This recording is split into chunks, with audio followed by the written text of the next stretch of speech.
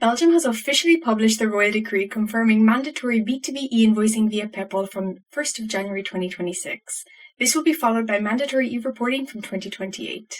Key points include the use of PEPL BIS and UBL as default standards for interoperability, alignment with EU's VAT in the digital age, or VIDA, a new penalty system for non-compliance ranging from €1,500 to €5,000 depending on the number of offences, and VAT rounding rules will apply at the invoice total level only. Belgium is clearly gearing up to become a leader in digital tax administration within the EU. France continues to refine its e-invoicing infrastructure. As of July, the DG FIP has confirmed, or is confirmed now as the PEPL authority, ensuring all flows through PEPL comply with national standards. What else is new? So the AFNOR Commission has published 3 standards with more on the way, especially around e-reporting. PDPs must undergo an external compliance audit within 1 year, or more guidance will be soon to follow. Of the 99 PDPs, 49 are live since June 27th, 80 are finalising qualification, and 8,000 plus companies now have an e-invoicing reception address on record. Lesotho, with support from the African Development Bank, is launching a nationwide VAT e-invoicing system. An expression of interest, otherwise known as an EOI, has been issued for system design, integration, and taxpayer onboarding. Lesotho is clearly joining Africa's digital tax revolution.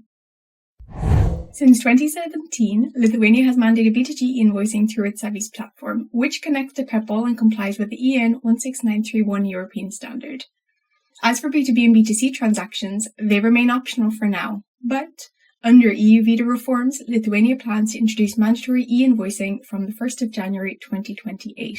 So it is steady and it is a phased approach, but it does align with the broader EU timelines. Norway launched a public consultation on the phased introduction of e-invoicing and digital bookkeeping.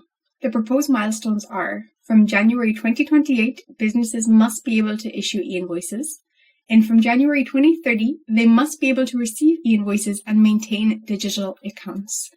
So this staggered plan gives Norwegian business time to prepare and align with the broader digitalization goals across Europe. President of Sri Lanka recently met with top officials to accelerate digitalization with a vision to become a fully digital economy by 2030.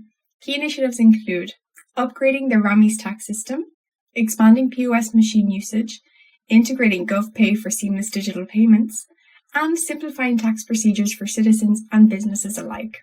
Sri Lanka is clearly prioritizing efficiency, transparency, and inclusivity in its fiscal future. Following the EU's VIDA directive, Sweden's tax delegation NSD has formally called on the government to launch a national inquiry into e-invoicing implementation. The proposal emphasises public and business sector involvement, debate on mandatory reporting for domestic and VAT-exempt transactions, the need for clear rules on penalties and technical standards. In parallel, the Swedish tax agency is conducting a nationwide survey to gather feedback from businesses open until the end of July 2025. In Turkey, the Revenue Administration updated its technical guides for invoices related to the delivery of medicines and medical devices. The deadline to comply has been extended to the 1st of October 2025 for general taxpayers and the 1st of October 2026 for pharmacies and optical businesses. This update affects all taxpayers dealing in pharmaceuticals and medical equipment within the e-invoice system, providing additional time to align with the latest changes. Back in the UK, HMRC has published its 10-year transformation roadmap, aiming to build a trusted, modern tax and customs system by 2030. The roadmap highlights customer-centric design with tailored proactive digital services, digital by default, so fewer forms, more seamless online interactions, smarter use of data, a unified taxpayer view to prevent errors and improve compliance, internal reform, replacing legacy infrastructure and streamlining operations, and crucially, rebuilding trust through transparency and stronger safeguards.